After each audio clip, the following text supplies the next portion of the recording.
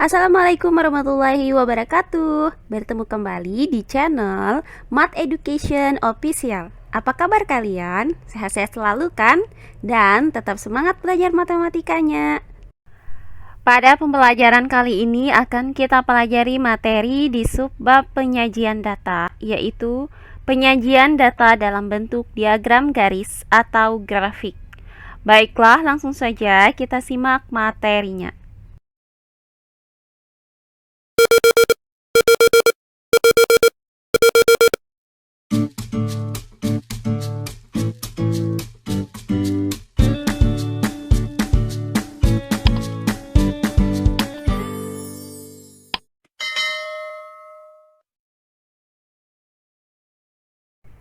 Penyajian data. Untuk materi yang kedua yaitu penyajian data dalam bentuk diagram. Nah, seperti yang sudah kita ketahui bersama bahwa penyajian data dalam bentuk diagram itu diantaranya adalah penyajian data dalam bentuk diagram lambang atau piktogram, kemudian dalam bentuk diagram batang atau histogram, kemudian diagram garis atau grafik, dan diagram lingkaran. Nah, jika sebelumnya sudah kita bahas penyajian data dalam bentuk diagram lambang dan diagram batang, kali ini akan kita sambung kembali ke materi yang ketiga, yaitu penyajian data dalam bentuk diagram garis atau grafik. Penyajian data dalam bentuk diagram garis atau grafik. Nah, diagram garis adalah visual data yang berupa garis, diperoleh dari beberapa ruas garis yang dihubungkan titik-titik pada bidang bilangan. Diagram garis itu digunakan untuk menunjukkan perkembangan suatu keadaan dari waktu ke waktu yang berkesinambungan dan berskala. Misalnya data perkembangan berat badan bayi tiap bulan, kemudian data banyaknya kecelakaan lalu lintas di setiap kota dari tahun ke tahun, dan sebagainya.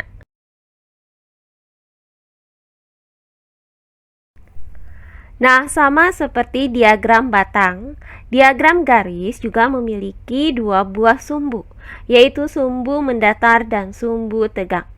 Sumbu mendatar itu menunjukkan waktu, seperti bulan, tahun, dan sebagainya.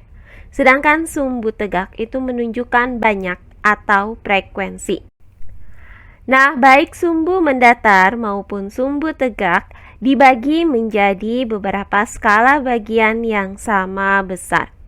Adapun contoh dari diagram garis adalah sebagai berikut.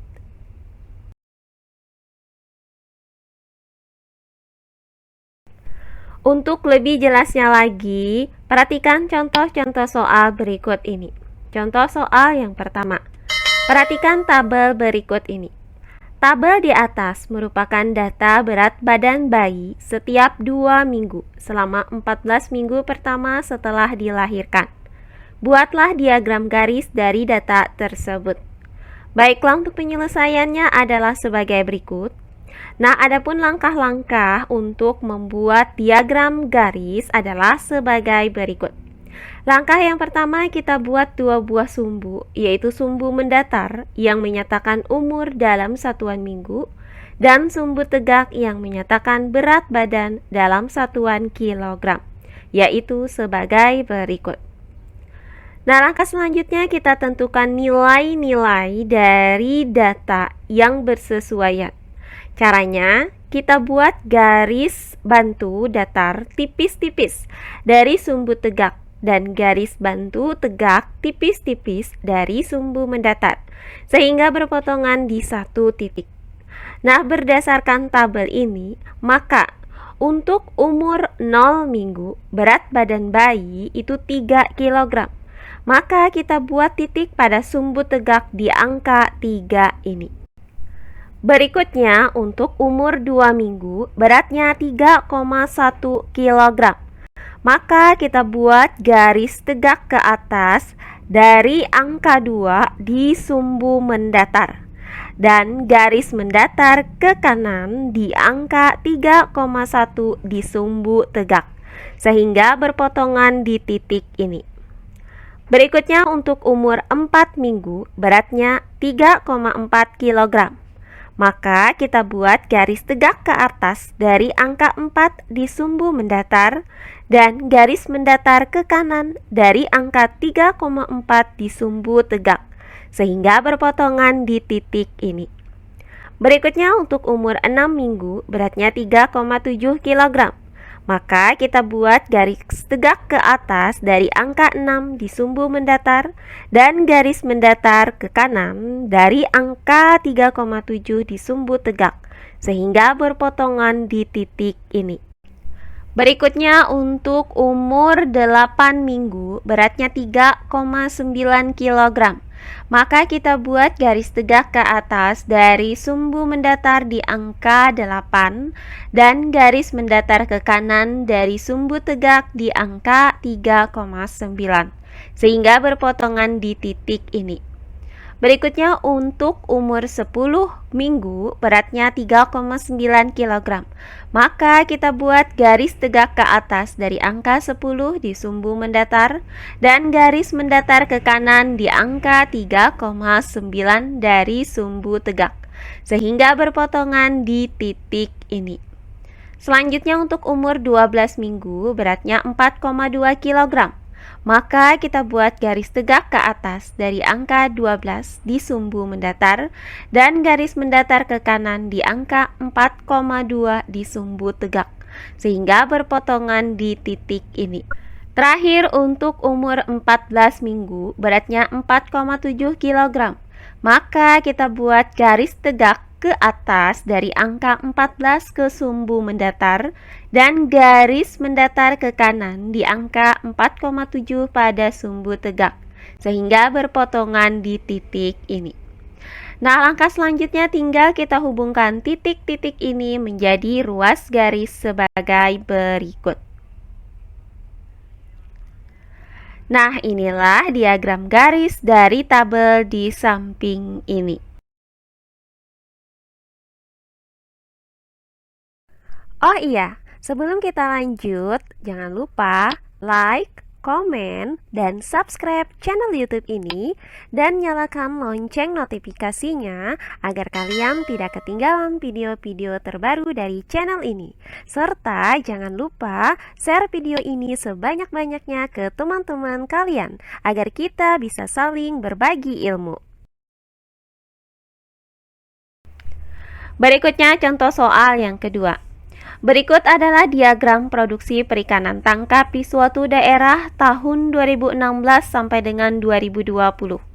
Untuk pertanyaan yang A, pada tahun berapakah produksi perikanan tangkap di daerah tersebut paling sedikit? Yang B, buatlah tabel sebaran frekuensi data perikanan tangkap daerah tersebut. Dan yang C, buatlah diagram batang dari data tersebut.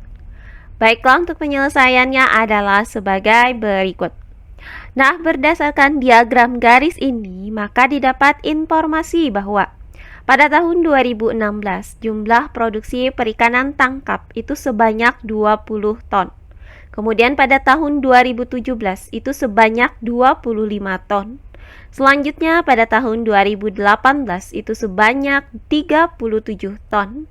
Berikutnya pada tahun 2019 itu sebanyak 30 ton dan pada tahun 2020 itu sebanyak 40 ton. Nah, untuk pertanyaan yang A, pada tahun berapakah produksi perikanan tangkap di daerah tersebut paling sedikit? Nah, produksi perikanan tangkap di daerah tersebut yang paling sedikit itu terjadi pada tahun 2016, yaitu sebanyak 20 ton. Nah, selanjutnya bagian yang B akan kita buat tabel sebaran frekuensi berdasarkan diagram garis ini. Nah, pertama kita buat tabel baris kolom yang terdiri atas 6 kolom dan 2 baris. Dimana untuk baris pertama ini adalah tahun, sedangkan untuk baris yang kedua adalah produksi perikanan tangkap. Selanjutnya tinggal kita lengkapi tabel ini berdasarkan diagram garisnya. Nah, untuk tahun 2016, produksi perikanan tangkap itu sebanyak 20 ton. Kemudian untuk tahun 2017, produksi perikanan tangkap itu sebanyak 25 ton. Berikutnya untuk tahun 2018, produksi perikanan tangkap sebanyak 37 ton. Selanjutnya, untuk tahun 2019, produksi perikanan tangkap itu sebanyak 30 ton. Dan untuk tahun 2020, produksi perikanan tangkap sebanyak 40 ton. Nah, inilah tabel sebaran frekuensi untuk diagram garis ini. Berikutnya bagian yang C akan kita buat diagram batang dari diagram garis maupun tabel ini. Nah, langkah pertama kita buat sumbu tegak dan sumbu mendatar yang saling berpotongan di pojok kiri bawah, yaitu sebagai berikut.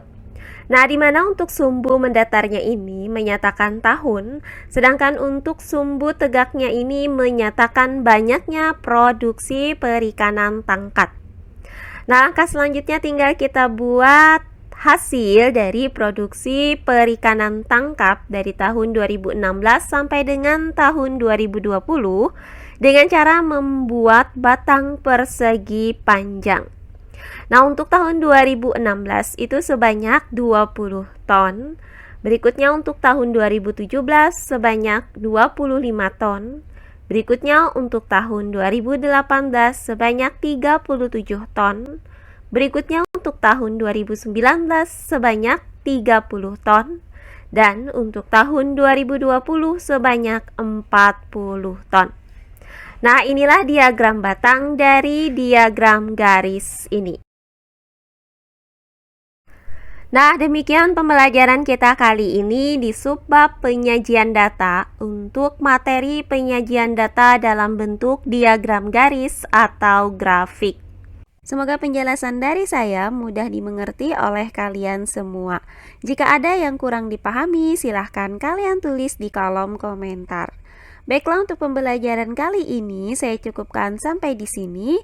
Bertemu kembali di pembelajaran kita berikutnya.